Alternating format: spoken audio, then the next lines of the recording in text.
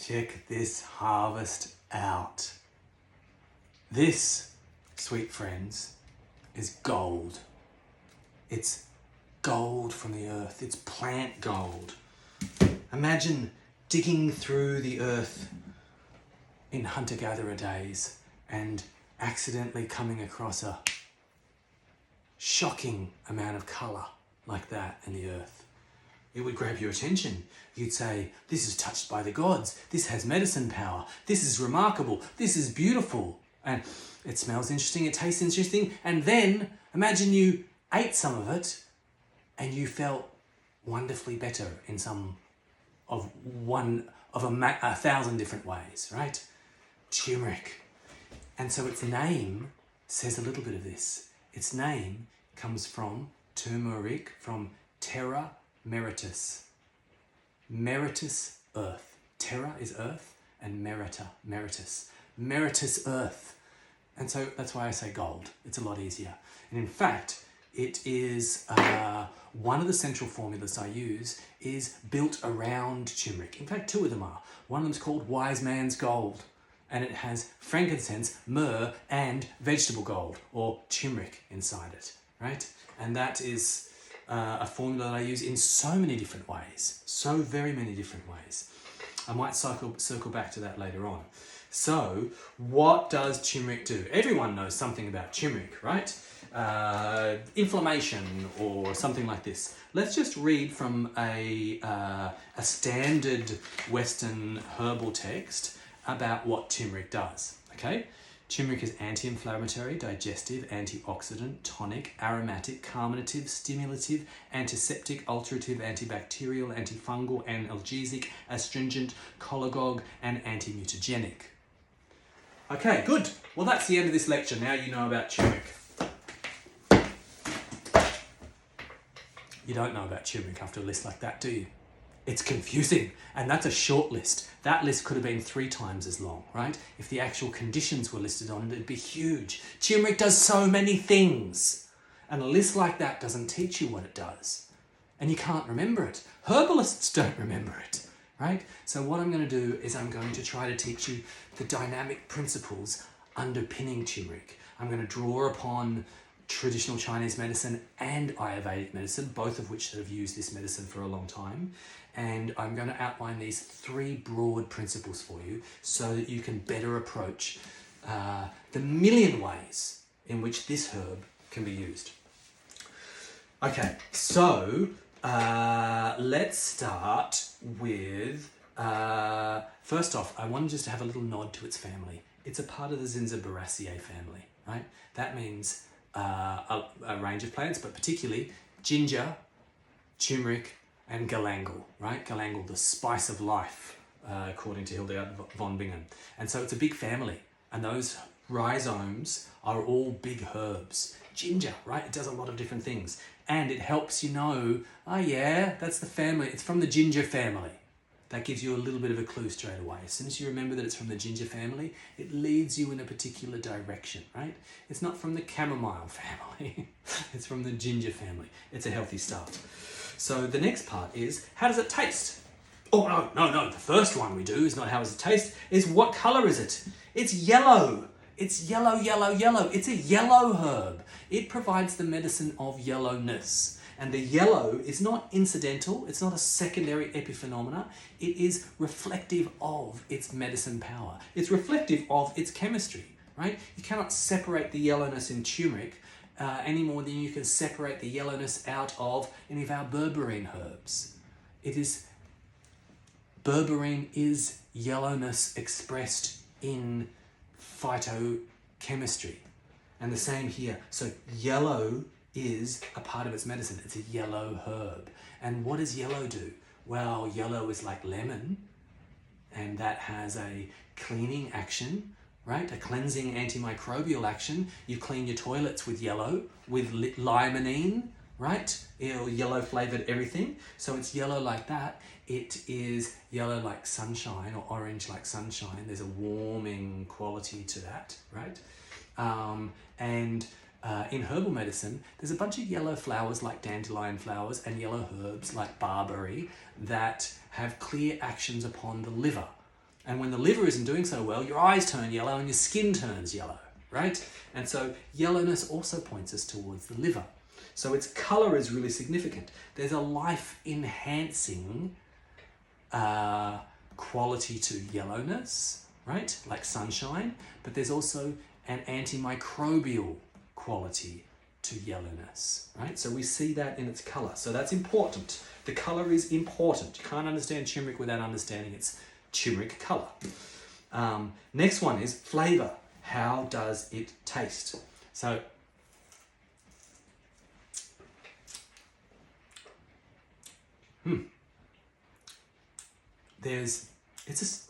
it's an unusual taste, but two predominant flavors that come through in there is this weird mix of a gentle pungency. It's not as pungent as ginger or garlic or horseradish or wasabi, but there's a pungency inside there, right?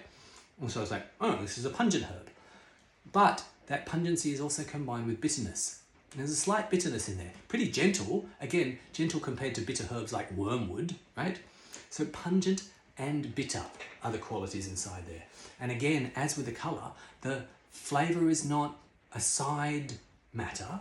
It's the way in which we determine chemistry without laboratories, using the incredibly sophisticated chemistry of the tongue and the nose, right? We get with this. So we can tell a lot about its colour from looking at it, from smelling it, and from tasting it. And so we've got these concepts of yellowness, pungency, and bitterness, right?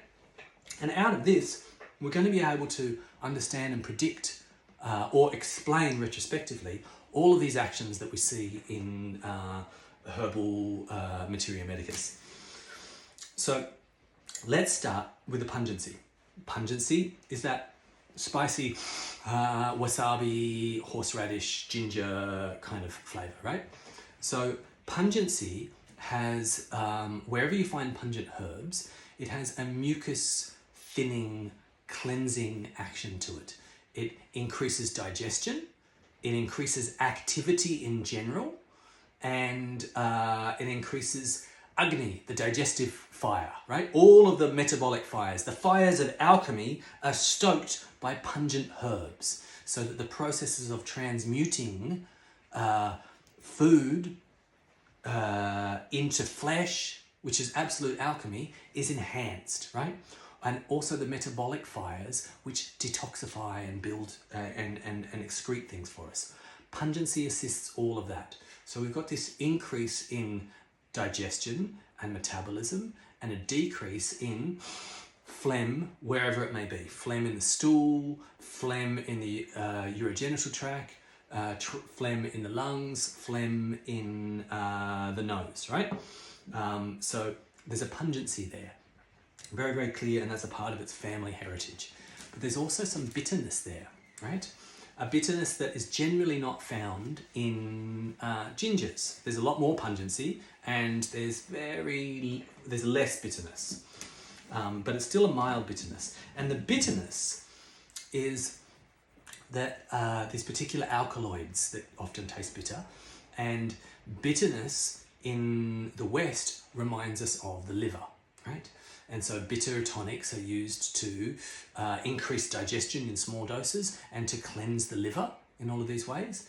But in the East, bitter things drain heat, right? So we think of dandelion for liver and digestion, the root, whereas in China they think of dandelion for tonsillitis, for example. Draining heat, and the same in Ayurveda, draining heat with bitters, right? And so think of berberis if you're a herbalist here, barberry root. So there's a heat draining quality to it, as well as a damp resolving quality, pungency and bitterness, right? Now, the final meta category that I want to describe to you is a moving quality. Now, this is something that ties back in some ways to its bitterness, and bitterness is the flavor in terms of the astrological language of herbalists like Culpeper, then I would say bitterness is the flavor that goes with mercury, and mercury has a moving quality. So there's a moving, and alkaloids are a whole bunch of the things that, make us behind psychedelics and things like this, drugs that move and change the mind.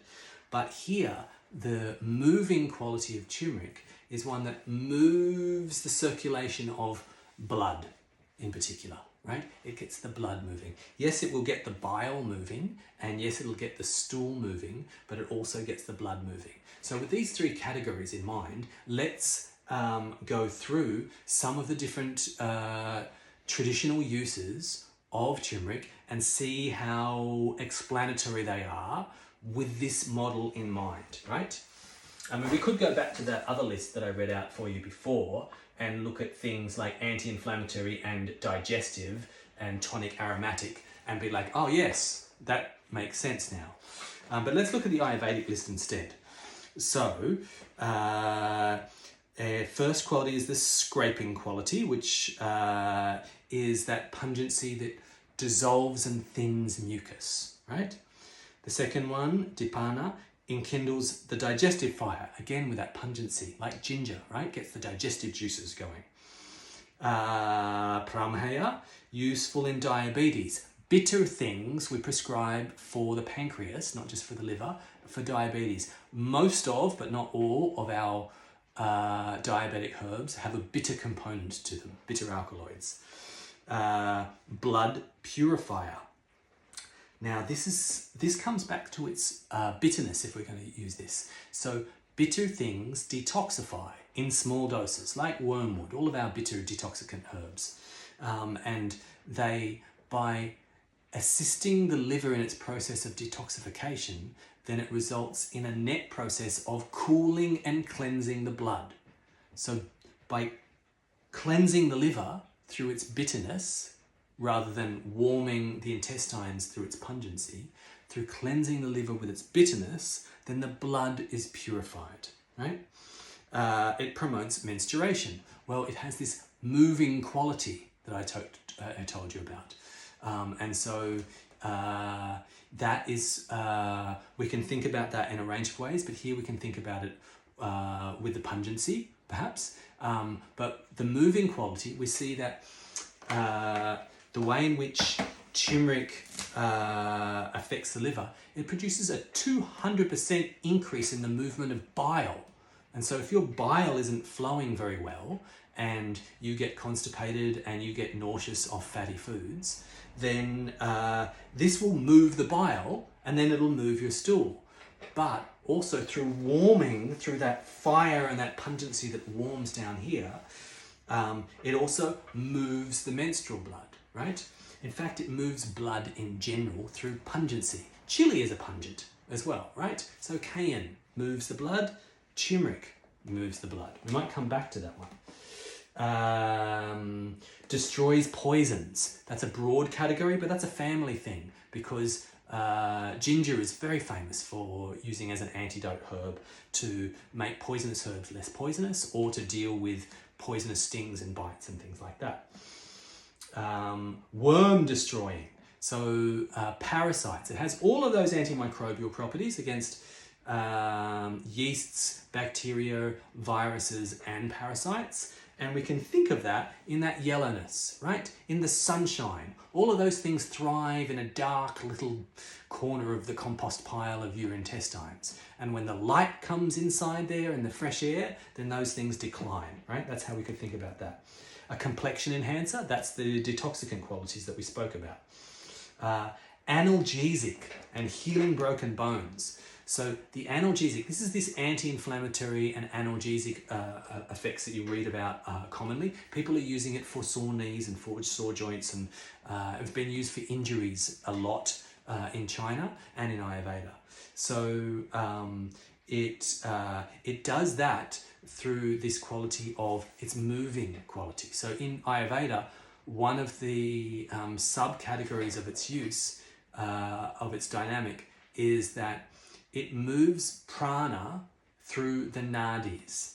That means it moves chi, it moves pneuma through the subtle channels of consciousness, the meridians, right? So in China, they speak about the way in which it moves the blood, right? And there's perhaps an emphasis in Ayurveda upon its use for resolving phlegm and things like that. It's got like a lot of digestive uses. It's been very heavy. And in China, it's really lent into in terms of breaking up congealed blood, whether that be tumours, whether that be clots, whether that be cysts, or whether that be old bruises. It moves the blood, the Chinese say, right? And that again is coming back. Probably in that instance, the pungency, like with chili, right? Okay, and then, be gone, be silent. So the next one that we're going to look at here is purifies breasts and breast milk. So that purification quality of aiding in the liver's function, right?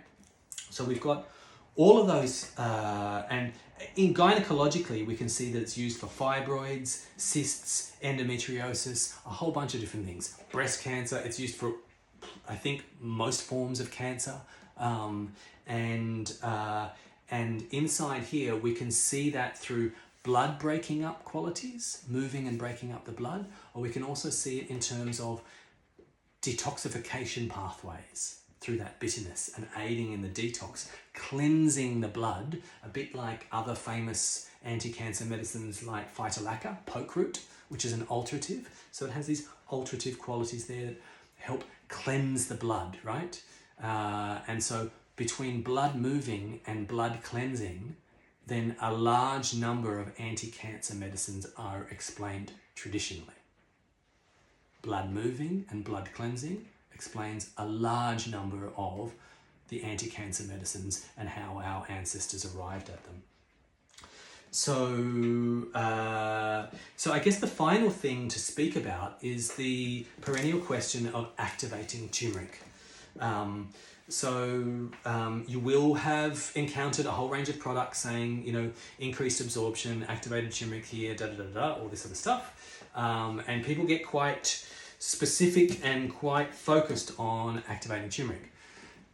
Now, I want to remind you that turmeric came into the spotlight through the way in which Indian people were utilizing it in their cooking, right? And so they weren't really, they were sort of activating it. It's an alchemical process. It gets heated, it gets put in oil, it gets combined with pepper and other spices and all these sorts of things.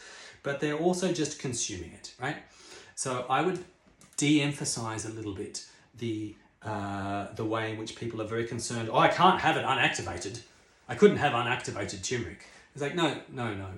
You can have unactivated turmeric. And although the curcumin as the biomarker is lower in its absorption in its unactivated form, there's a whole bunch of other qualities. Chinese medicine wasn't activating turmeric and they got all of that benefit out of it.